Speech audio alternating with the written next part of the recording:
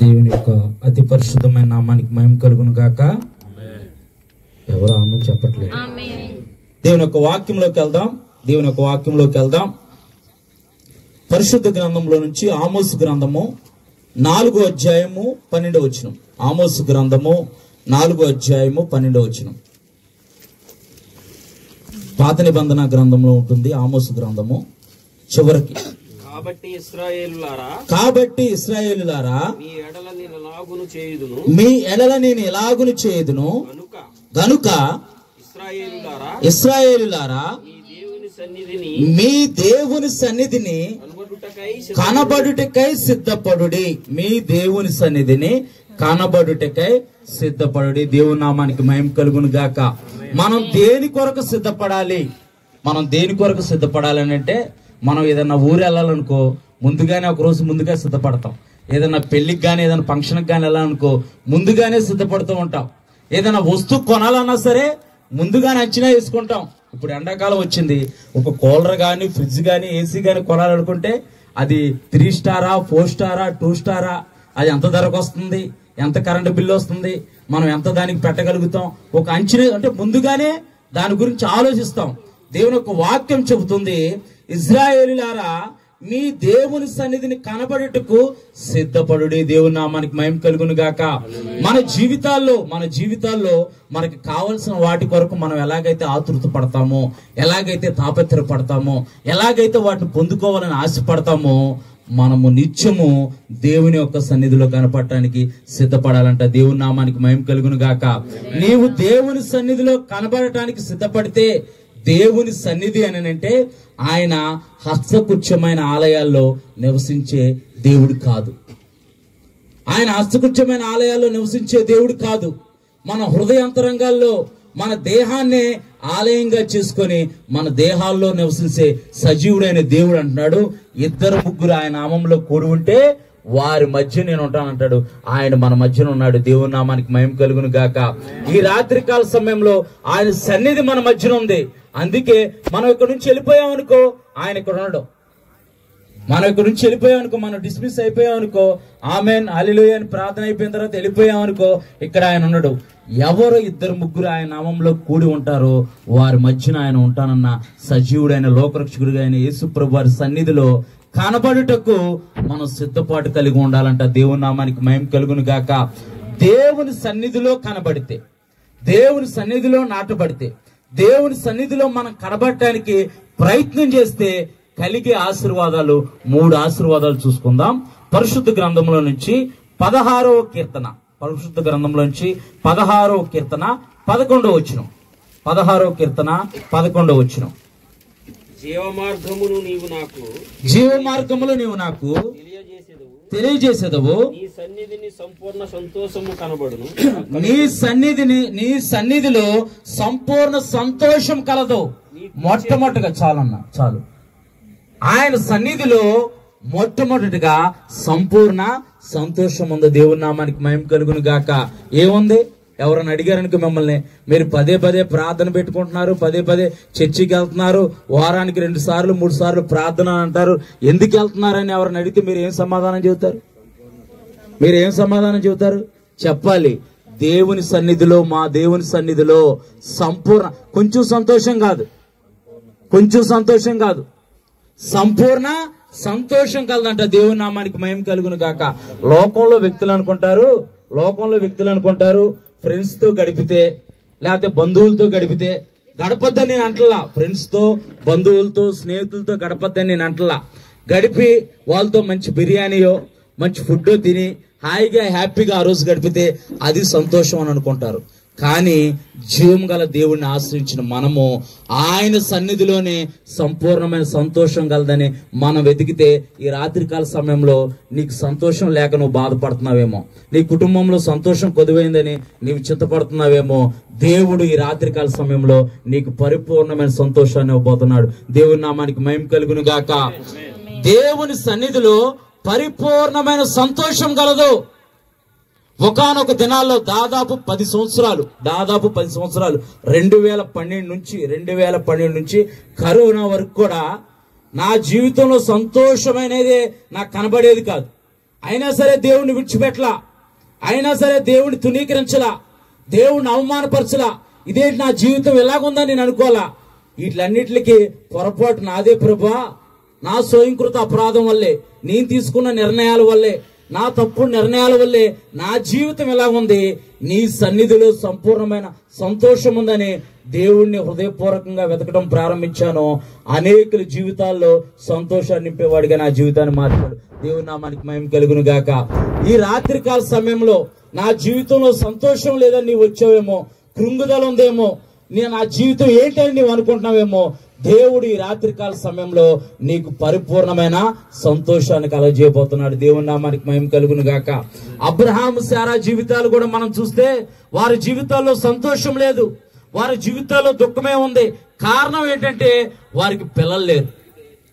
వాళ్ళకి ఆస్తి ఉంది, అన్ని ఉంది, పనివారు ఉన్నారు, కానీ పిల్లలు లేరు.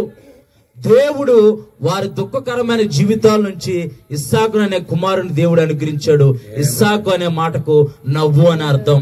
దుఃఖకరమైన వారి పరిస్థితుల్లో నుంచి దేవుడు నవ్వు కలగజేశాడంటే సంతోషాన్ని కలగజేశాడు. దేవుని నామానికి మహిమ కలుగును గాక.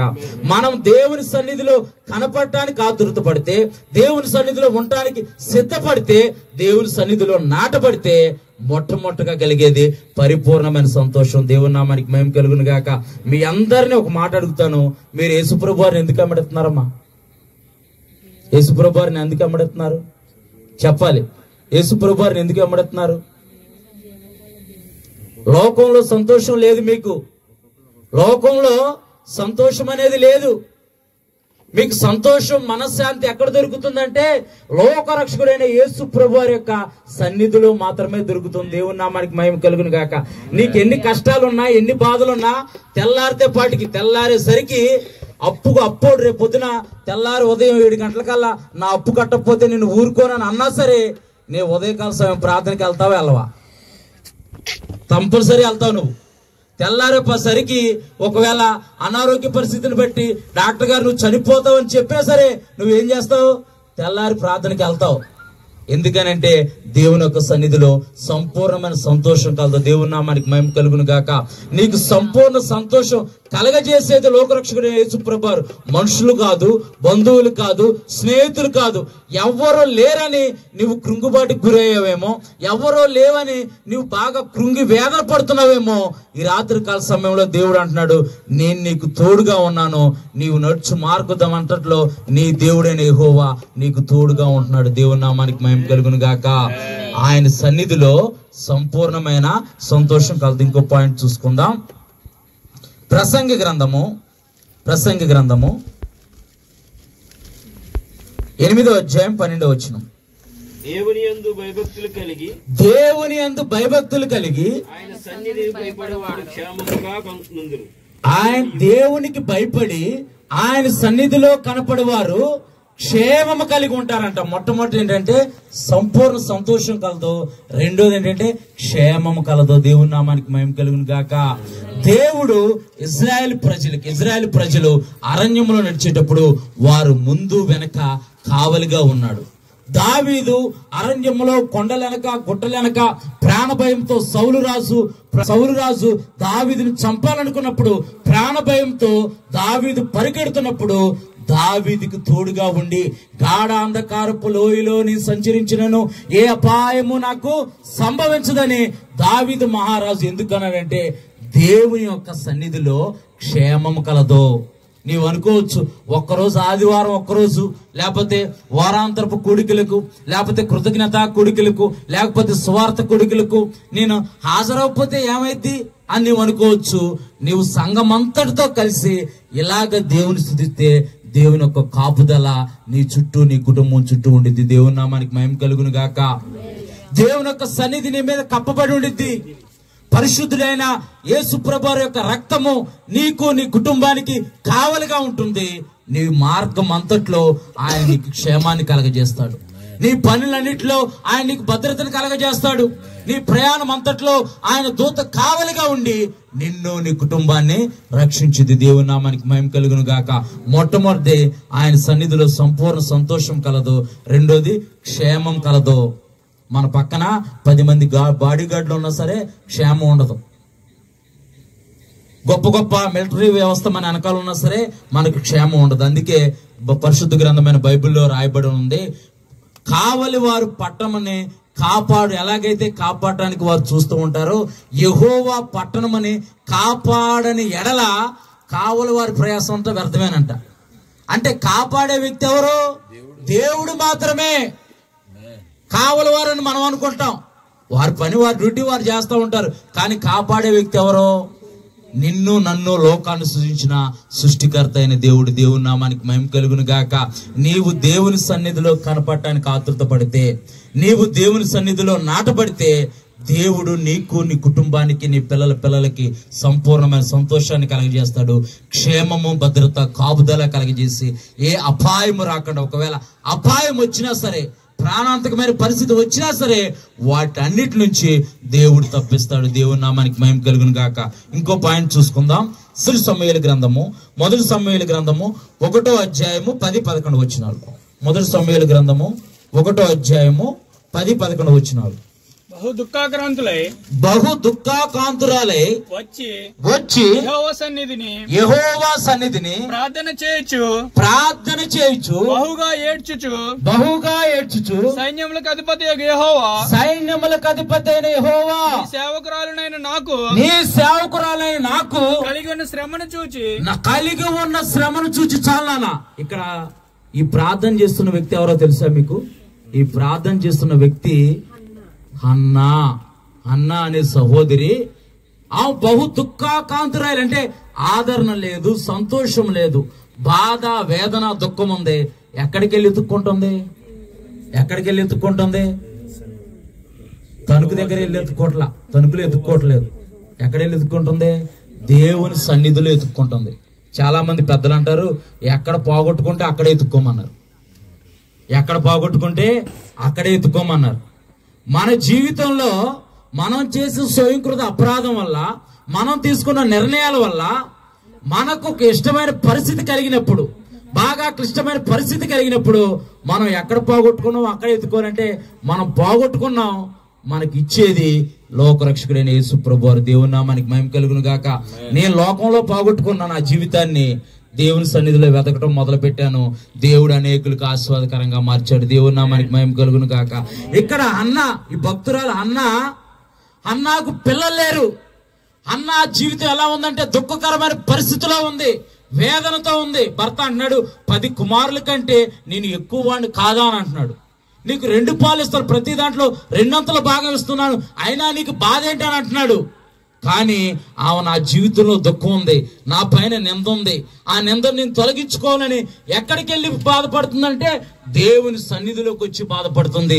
ఈ రాత్రి కాల సమయంలో నీవు ఎటువంటి దుఃఖంతో వచ్చినా, ఎటువంటి వేదనతో వచ్చినా, ఎటువంటి నష్టంతో వచ్చినా, ఒకవేళ ఈ ద్రోణశ్రవణ యంత్రం ద్వారా వింటున్న వారు ఎవరైనా సరే, నువ్వు ఇంట్లో కూర్చొని వింటున్నా, మేడ పైన కూర్చొని వింటున్నా సరే, ఒకవేళ దుఃఖంతో ఉన్నావేమో, వేదనతో ఉన్నావేమో, బాధలతో ఉన్నావేమో, కష్టంలో ఉన్నావేమో, లోకరక్షకుడైన యేసు ప్రభువారి యొక్క సన్నిధికి నీవు వస్తే గనక ఆయన నీ దుఃఖం అంతటినీ తీసివేసి నీకు సంతోషాన్ని కలగజేస్తాడు. దేవుని నామానికి మహిమ కలుగును గాక. దుఃఖంతో బాధపడుతుంది, దుఃఖాకాంతురాలే దేవుని సన్నిధిలో దుఃఖిస్తూ ప్రార్థిస్తుంటే దైవ సేవకుడు వచ్చాడు. ఏంటమ్మా బాధపడుతున్నావు, ఇంకా ప్రొద్దుకోకలేదు, ఏమన్నా తాగేసి వచ్చేసావానని అవమానంతో మాట్లాడాడు. ఆ అవమానాన్ని భరించింది. అయ్యా నేను అలాంటి దాన్ని కాదయ్యా, నాకున్న నింద ఎలాంటిదయ్యానంటే, మరొక ఏటకల్లా నీ కౌగిట్లో కుమారుడు ఉంటారని దైవజనుడి ద్వారా దేవుడు వాగ్దానం ఇచ్చాడు. దేవుని నామానికి మహిమ కలుగును గాక. పోగొట్టుకున్న దానికంటే రెట్టింపు సంతోషాన్ని హన్నా పొందుకుంది. దేవుని నామానికి మహిమ కలుగును. దేవుని సన్నిధిలో వెతకటం ప్రారంభించింది, దేవుని సన్నిధిలో పొందుకోవటమే కాదు, కుమారుణ్ణి దేవుడికి అప్పచెప్పింది. ఒక కుమారుణ్ణి దేవుడికి అప్పచెప్పితే ఆమె కుమారులు గల సంతోషం గల తల్లిగా దేవుడు ఆమె జీవితాన్ని ఆస్వాదించాడు. దేవుని నామానికి మహిమ కలుగును గాక. ఈ రాత్రికాల సమయంలో నీవు దేవుని సన్నిధిలో కూర్చున్నావని నువ్వు భావిస్తే, ఏదో కుమారి సిస్టర్ గారు పిలిచారు, అక్క పిలిచింది రాకపోతే బాగోదని ఒకవేళ నీవు వచ్చావేమో, దేవుడు ఈ రాత్రికాల సమయంలో నీ పరిస్థితిని మార్చబోతున్నాడు. దేవుని నామానికి మహిమ కలుగును గాక. ఆయన సన్నిధిలో కనబడితే సంపూర్ణ సంతోషం కలదు, క్షేమము కలదు, ఇంకా ఏం కలదంటే ఆదరణ కలదు. దేవుని నామానికి మహిమ కలుగును గాక.